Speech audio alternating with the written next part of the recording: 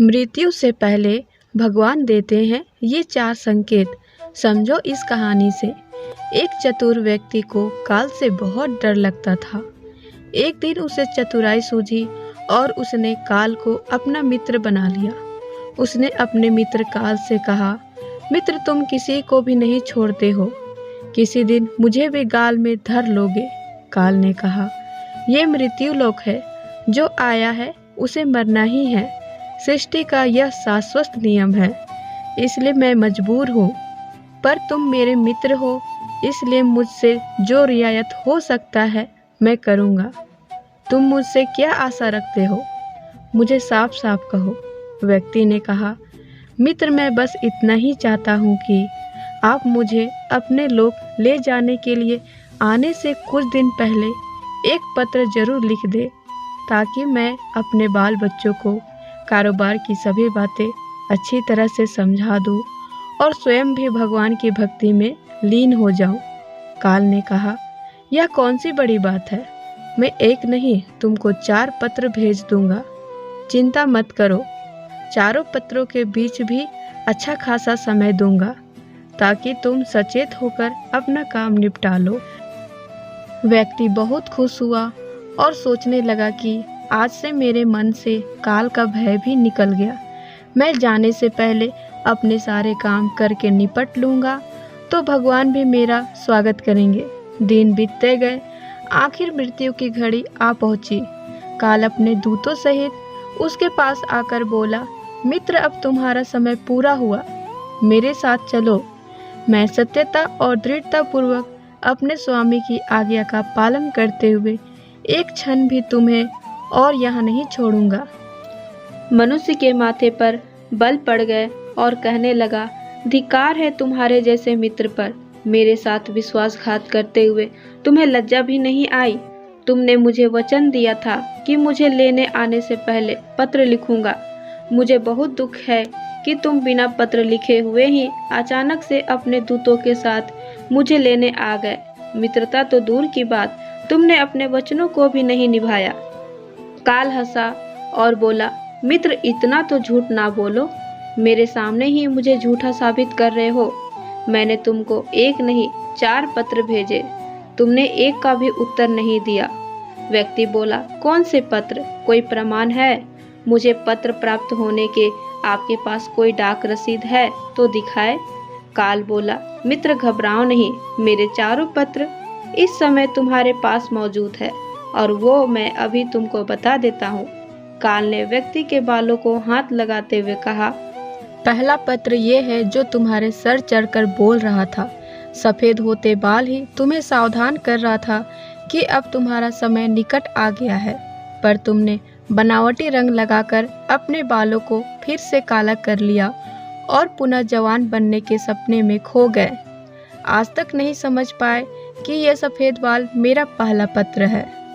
कुछ दिन बाद मैंने तुम्हें दूसरा पत्र भेजा, तुम्हारे नेत्रों के रूप में। नेत्रों की ज्योति कम होने लगी और तुम इतने अक्लमंद हो कि इसे ठीक करने के तरीके ढूंढने लगे और फिर अपने आँखों पर मोटे मोटे शीशे के चश्मे चढ़ाकर इस संसार को देखने का प्रयत्न करने लगे। फिर भी तुम्हें समझ में नहीं आया कि यह मेरा दूसरा पत्र है। मृत्यु नज़दीक आ रही है। फिर मैंने देखा कि तुम इतने में भी सावधान नहीं हुए हो, तो मुझे तुम्हारी दशा पर बहुत तरस आया और मित्रता के नाते मैंने तीसरा पत्र भी भेजा। मेरा तीसरा पत्र हिलते डुलते और टूटते दांतों के रूप में था। इस पत्र का जवाब भी नहीं दिया, बल्कि नकली दांत लगवा लिए और जबरदस्ती संसार के भौतिक पदार्थों का स्वाद लेते रहे। मुझे बहुत दुख हुआ कि मैं हमेशा तुम्हारे भले की सोचता हूँ और तुम हर बार एक नया और बनावटी रास्ता अपनाने को तैयार रहते हो, एक पल भी नहीं सोचते हो। फिर भी मैंने अपने वचनों के अनुसार तुम्हें चौथा पत्र भेजा, जो रोग क्लेश और पीड़ाओं के रूप में था, पर तुम्हें इतना अहंकार था कि तुम फिर भी नहीं समझे।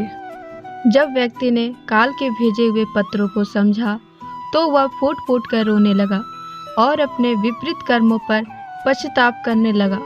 उसने स्वीकार किया कि मैंने गलतफहमी में ये शुभ चेतावनी को नहीं समझा और मैं सदा यह सोचता रहा कि कल से भगवान की भक्ति करूँगा, अपने परिवार से बात करूँगा, उन्हें सब कुछ अच्छे से समझा दूँगा। काल ने कहा, आज तक तुमने जो भी किया वो सब राग रंग, स्वार्थ और भोगों के लिए किया, जबकि तुम जानते हो कि ये संसार नश्वर है और एक दिन सब कुछ नष्ट हो जाएगा। पर वह व्यक्ति इतना जल्दी कहाँ मानने वाला था।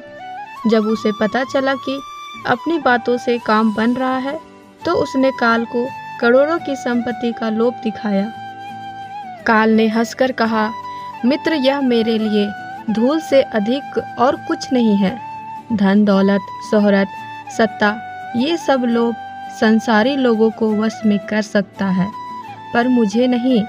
व्यक्ति ने कहा, क्या कोई ऐसी वस्तु नहीं है जो आपको भी प्रिय हो, जिसे आपको लुभाया जा सके?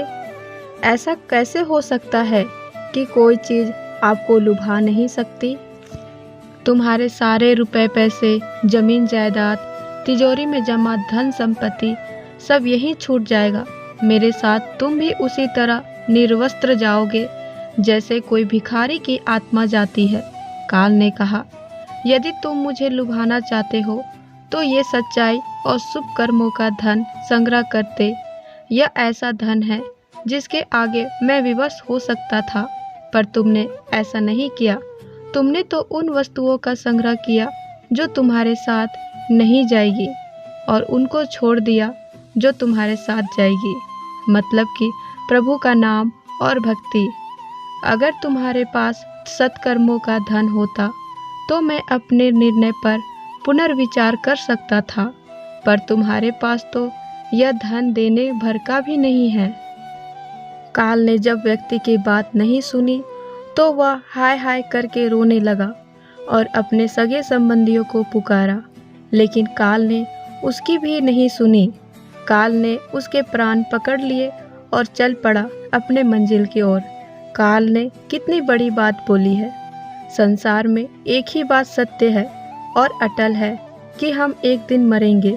हम अपने जीवन में कितने भी धन दौलत जमा कर ले, कितनी शोहरत पाएंगे, कैसे संतान होगी, ये सब अनिश्चित होता है, समय के गर्भ में छिपा है। बस एक ही सत्य है, जो है मृत्यु। समय के साथ उम्र की निशानियों को देखकर तो कम से कम हमें प्रभु की याद में रहने की अभ्यास करना चाहिए। और अभी तो कलयुग का अंतिम समय है। इस समय तो छोटे बड़े हर किसी को प्रभु को याद में रखकर अपने कर्म करने हैं। दोस्तों, हमेशा अपने कर्म करते रहे अच्छे से और ध्यान रखें कि हमें एक दिन उसी के घर जाना है जो निरंतर हमें हर पल हर क्षण देख रहा है। ऊपर वाला को हमारे सारे अच्छे और बुरे कर्मों का पता रहता है। ऐसे ही ना जाने कितने सारे पत्र जो कभी तकलीफ़ों के रूप में या कभी मुश्किल बनकर हमारे सामने आते रहते हैं, लेकिन हम बस उनके टालने भर से खुश हो जाते हैं। पर शायद ही कोई इनका आकलन करता होगा कि आखिर ये मुसीबत क्या इशारा कर रही है और क्या हम किसी बात को लेकर सतर्क हो जाना चाहिए या कोई बदलाव कर लेना चाहिए, ताकि अगली बार ऐसी मुसीबत ना आए और हम सुखी जीवन जी सके, यहाँ मृत लोक में भी और परलोक में भी। अपने जीवन में ऐसे सत्कर्म करें कि हमारे आस पड़ोस के लोग भी खुश हो और परमात्मा भी हमें जब ले जाए तो अपना आशीर्वाद बनाए रखे। ऐसे ही अच्छे वीडियो के लिए एक लाइक और चैनल को सब्सक्राइब जरूर करें।